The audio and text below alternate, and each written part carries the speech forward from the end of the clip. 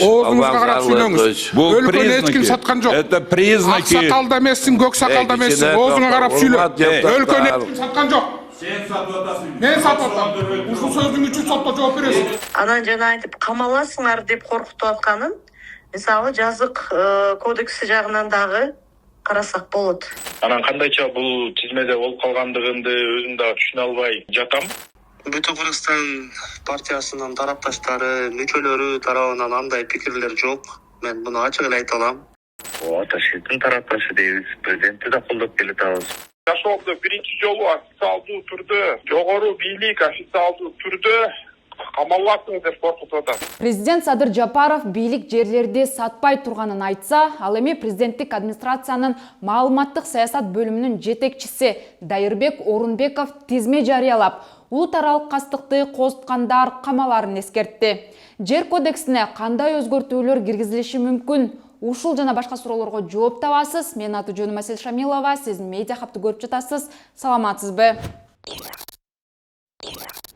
Президент Садыр Жапаров 21 июлда социалдык тармактагы баракчаларына коомчулукта талкууланып жаткан бир катар маселелер боюнча билдирүү жасады. Анын арасында инвесторлорго жер тилкелерин 49 жылга ижарага берүү маселеси дагы бар. Өлкө башчы инвестициялык долбоорлор үчүн 1992 жылдан берки мыйзамдын алкагында пайдаланууга берилген жерлердин жалпы аянты өлкө аймагынын 0,1%-нан ашпай турганын билдирди. Жапаров ошол жерлерге завод, фабрикалар, логистикалык борборлор, энергетикалык объектилер, туристтик комплекстер жана башка өндүрүш ишканалары курулушу керек болгону менен алар башка багытка пайдаланып кеткенин белгиледи. Ошондой эле өлкө башчы жерлерди 49 жылга ижарага алып алышып, бүгүнкү күнгө чейин эч нерсе курбай пайдалануу укугун колдон колго сатып же жерди башка багытка буруп колдонгондор көп экени аныкталды дейт. Ошондуктан ушундай жерлерди жөнгө салуу үчүн бул мыйзамды кайра карап чыгуу сунушталып жатат. Биринчиден, жерди кайсы багытка алса, ошол багытта колдонсун. Экинчиден, 49 жылга алган жерди 36 жыл бою эч нерсе курбастан кармап жатпасын, же экинчи жактарга сатпасын, дейт президент. Жапаров инвестор өзүнө алган милдеттенмелерин аткарууга милдеттүү экенин белгилеп, эгер аткарбаса келишим токтотулуп, жер мамлекетке кайтарылып, тез кура турган инвесторго берилерин белгиледи. Ошондуктан завод, фабрика жана башка инвестициялык объектилерди куруу үчүн берилген жерлер өлкөбүздүн жалпы аймагынын 0,1%-на жетпеген жерлерди кара пиар кылып, Кыргызстандын жерин сатып жатышат деп элди дүрбөлөңгө салбагыла. Биз жерлерибизди сатпайбыз, бирок инвестициясыз мамлекетти өнүктүрө албайбыз. Кыргызстандын 1 сантиметрдагы жери башка мамлекетке өтпөйт, дейт Жапаров. Экономика жана коммерция министрлиги жер кодексине өзгөртүүлөрдү киргизүү жөнүндө мыйзам долбоорун коомдук талкууга чыгарган. Ага ылайык мыйзамдагы бир канча беренеге өзгөртүү киргизүү каралган. Колдонуудагы мыйзамдын 8 беренесинде улуттук жана мамлекеттик инвестициялык долбоорлор чет өлкөлүк жактар тарабынан ишке ашырылган учурда жер тилкеси чет өлкөлүк жактарга 50 жылга чейин мөөнөткө убактылуу пайдаланууга берилери. Ошондой эле жер тилкеси талаптагыдай максаттуу пайдалангандан кийин мөөнөтүн узартуу менен берилиши мүмкүн деп жазылат. Ал эми сунушталган мыйзам долбоорунда аталган берене чет өлкөлүк жактарга мамлекеттик менчикте турган жер тилкесин, улуттук инвестициялык долбоорлорду жана мамлекеттик маанидеги долбоорлорду ишке ашыруу үчүн берүү 50 жылга чейинки мөөнөткө убактылуу пайдаланууга берилет деп өзгөртүлдү. Жер тилкеси максаттуу пайдаланган учурда мөөнөтүн узартууга болот деген норма алып салынды. Андан сырткары мыйзам долбоорунда 9 беренеге дагы өзгөртүү киргизилген. Анда министрлер кабинетинин чечими боюнча жер инвесторго түз сүйлөшүүлөрдүн негизинде 10 жылдык мөөнөткө убактылуу пайдаланууга берилет. Ушул мөөнөт аяктагандан кийин, эгерде инвестор инвестициялык макулдашуу боюнча милдеттенмелерин толук жана өз убагында аткарса, жер тилкесин пайдалануу мөөнөтү 25 жылга чейин узартылышы мүмкүн экени жазылат. Эгерде инвестор инвестициялык макулдашууну ишке ашыруунун алкагында жер тилкесин андан ары пайдалануу зарыл болсо, инвестор инвестициялык келишим боюнча милдеттенмелерин толук жана өз убагында аткарган шартта мөөнөт 50 жылга чейин узартылышы мүмкүн деп белгиленген. Президенттик администрациянын маалыматтык саясат бөлүмүнүн башчысы Дайырбек Орунбеков 20 июлда Фейсбуктагы баракчасына президент болом деген айрым саясатчылар фейк аккаунттары аркылуу бийликти жамандап, Кытай жарандары тууралуу терс маалыматтарды таратып жатканын жазып, тизме жарыялаган. Бул тизмеге мурдагы президент Алмазбек Атамбаев, УКМКнын мурдагы төрагасы Камчыбек Ташиев, экс-депутат Адахан Мадумаровдун тарапташтары делген интернет колдонуучулары жана бейөкмөт уюмдарга тиешеси бар делген адамдар бар. Андан сырткары аталган тизмеде фейк аккаунттар делген баракчалар да кошулган. Эми эртең ушуларды аныктап, кармап барып камап коюшса, эне аталары жана бир туугандары балабызды жөн эле камап коюшту, кызыбызды жөн эле суракка чакырды деп алып чыгасыңар. Ошондуктан азыртадан токтотпосоңор жакын арада башчыларыңар менен кошо камаласыңар, деп эскертти Орунбеков. Бир нече сааттан кийин Орунбеков Ташиевдин ысымын билдирүүдөн өчүрүп, анын тарапташтары делген тизмени дагы алып койду. Анткени менен аталган тизме социалдык тармактарга тарап кетти. Орунбеков жарыялаган тизмелерде адамдардын сүрөтү, аты жөнү жана туулгандыгы тууралуу маалымат камтылган. Тизмеде аты аталган Facebook колдонуучусу Касиет Мамыркулова сүрөттөр түндүк мобилдик тиркемесинен алынганын белгилеп, жеке маалыматтар боюнча мыйзам бузулганын айтып чыкты. Ошондой эле түндүктөгү жеке маалыматтар жарыяланганын укук коргоочу Гүлшайыр Абдирасулова дагы тастыктады. Абдирасулова Конституция ар бир жаранга жеке жашоонун кол тийбестигин кепилдегенин белгилеп, Санарип кодекстагы жеке маалыматтарды кайра иштетүү бир гана жооптуу адамдар тарабынан коопсуз ыкма менен жүргүзүлүшү керектигин талап кылаарын айтат. Ошондой эле Абдирасулова Орунбеков бул жарыяланган жеке маалыматтар боюнча суроолорго жооп бериши керек деп эсептейт. Медиахаб тизмеде аты аталгандардын айрымдарына байланышты көпчүлүгү Кытай жарандары боюнча социалдык тармакка пикир жазышпаганын айтып, Орунбековдун эскертүүсүн кызматынан аша чабуу деп баалап жатышканын белгилешти. Дайыр Орунбеков азыр мамлекеттик кызматкер болгондон кийин монтип ачык эле тизмелерди көрсөтүп, мына баланча адамдар тизмебизде бар. Ушулар баарыңар камаласыңар, оозуңарды жаап отургула дегендей бир эскертүү жасаганы, менин оюмча, бул мамлекеттик кызматкердин этикасына дагы, жалпысына мыйзамга дагы туура келбейт да. Бул жагынан тартиптик жоопкерчиликке, анан жана айтып камаласыңар деп коркутуп атканын, мисалы жазык кодекси жагынан дагы карасак болот. Мен мисалы Кытайга байланышкан темаларга эч качан эчтеке жаза элек болчумун да. Анан эми бирок эмнеге мен өзүмдүн пикиримди айтпашым керек? Эмнеге мен пикирими кандайдыр бир мамлекетке коркунуч катары караш керек? Ошол жагы да кызык болуп атат да. Анткени мисалы улут аралык кастыктык козготуу деген бул өзү кылмыш катары каралат. Бирок ал жерде сөзсүз түрдө кылмыштуу аракет болуш керек. Ал жерде максат болуш керек. Ошонун баарын далилдеш керек. Эгерде ошол берене боюнча мисалы мына Мавлянды камап отурушпайбы? Эгерде ошону айып коюп аткандан кийин ошонун баарын далилдеш керек. Бул немесе посттордун баары ошого багытталган. Бул ушинтип согуштурайын деген кыргыз менен Кытайды деп ошентип далилдеш керек. Анан жөн жерден эле Кытай жөнүндө жазып койгондордун баарына эле асыл берген, менин оюмча бул. Менин оюмча дагы мыйзам боюнча дагы бул туура эмес. Анча деле бир топ адамдарды камада, эми ошо бул саясатты токтотуш керек да. Улуттар аралык козутуу боюнча эч кандай пикир, эч кандай билдирүү же комментарий болгон эмес эч качан. Кимдер фейктерди иштетсе анда алып барып камашсын да. Ал жерге биздин кандай тиешебиз бар, мен түшүнбөдүм. Чынын айтканда. Негизи сиздин Мадумаровдун тарапташы деген тизмеге кошуптур да, ошол кошуласызбы? Мадумаровдун тарапташы дегенге мен дагы кошумча кылып айтып койсом болот. Мен бүтүн Кыргызстан саясий партиясынын саясий кеңешинин мүчөсүмүн. Жөн эле тарапташ эмесмин. Мен бул партияда 2010-жылдан берки туруктуу мүчөсүмүн. Бүтүн Кыргызстан партиясынын тарапташтары, мүчөлөрү тарабынан андай пикирлер жок. Мен муну ачык эле айта алам. Биз ар бир посту чыгарардын алдын сөзсүз түрдө аны баягы юридикалык жагын, коомчулукка кандай реакция берет, ар бирин талдап таразалап отургандан чыгарабыз. Негизи сиз өзүңүздү Ташиевдин тарапташы деп эсептейсизби? Ташиевдин тарапташы дейбиз. Президентти да колдоп келатабыз буга чейин. Biz 2020-жылда мекенчил саясий партиясына жоопкерчиликке талапкер болгонбуз. Мен ошол президенттик шайлоодо ошол президентти колдоп 2-3 жерде эл менен жолугушууну уюштуруп берген тарапташ болуп келатабыз. Биз 2 кишинин бирдей.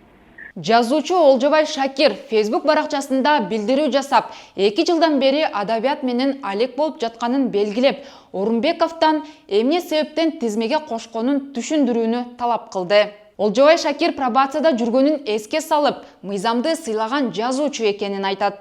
Же мал базарларда китеп сатып, же жерлерде кыдырып рухий дават кылганын бийликке коркунуч жаратып жатабы, же бир социалдык тармакта саясий окуяларга реакция кылганымды көргөн билгендер барбы деп суроо салды Олжобай Шакир.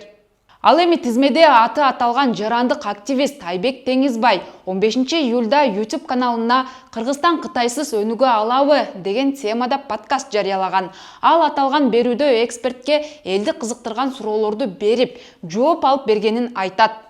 Кытай темасы Кыргызстанда өтө актуалдуу болуп жатпайбы? Буга чейин мен жеке туура маалыматты берүү, коомдо кандайдыр бир туруксуздук, же болбосо Кытай жарандарына карата саясий максатты көздөп атайын көбүртүлгөн маалыматтарга каршы кетинде, анткени бул жеке өзүм деле ойлойм, биздин кызыкчылыгыбызга жооп берет депчи, коңшу өлкөлөр менен кызматташуу, экономикабызды өнүктүрүү максатында жүргүзүшү керек деген ойдомун да. Сол себептен улам ар дайым туура маалыматтарда берилип турушу керек, Кытайды да жакшылап таанышыбыз керек.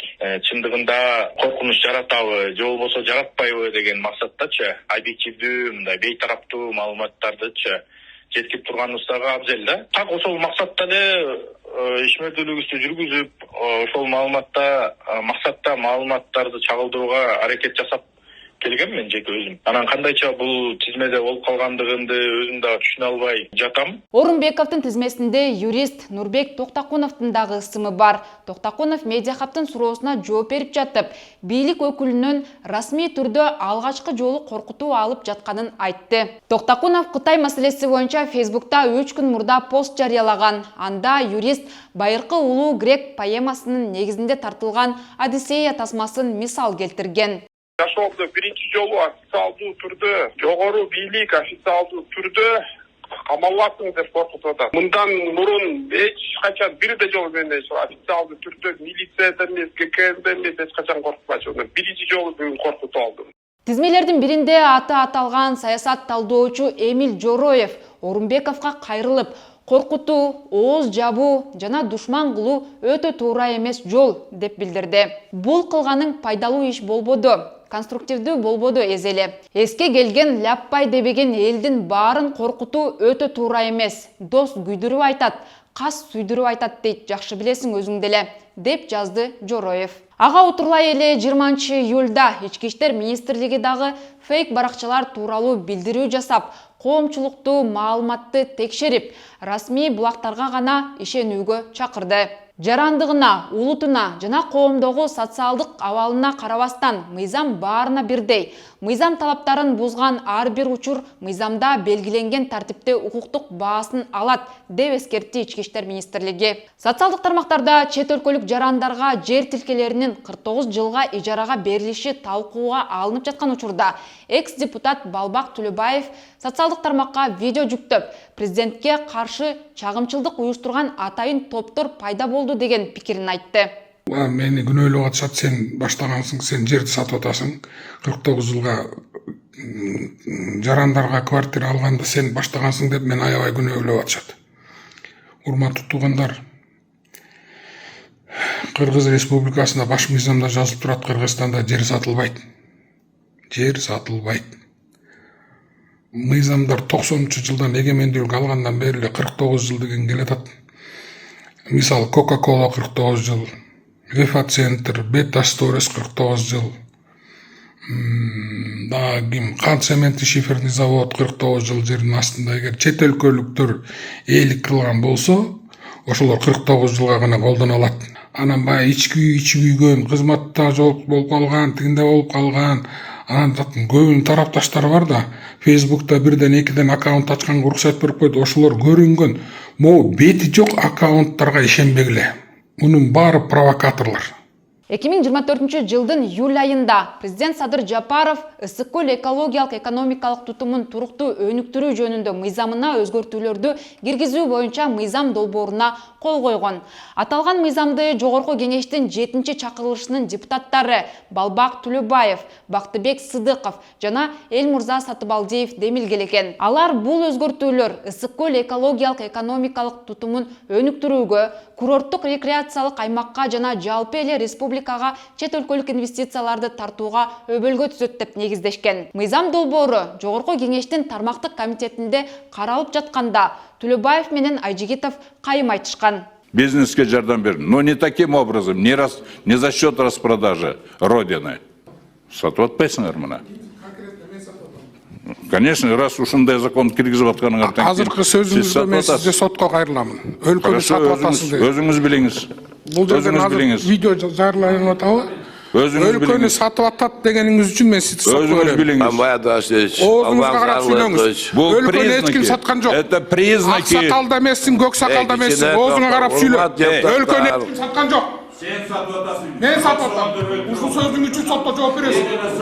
Мен уят дейм, өлкөнү сатып атасың. Сага окшогонду сатып, өлкөнү өлтүрүп атасың. Сага окшогондорбу? Сага окшогон. Көрөбүз аны, соттон көрөбүз.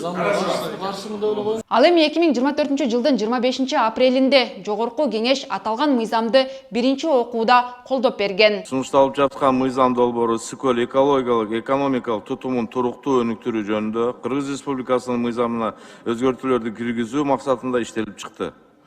Сунушталган түзөтүүлөрдүн максаты жагымдуу инвестициялык климатты түзүү жана ысык көл облусун өнүктүрүү, ошондой эле президенттин 2022 жылдын 13 майдагы номер 150 жарлыгында пляж аймактарына кирүүгө кандайдыр бир чектөөлөр коюлбайт деген ченемди ишке ашыруу.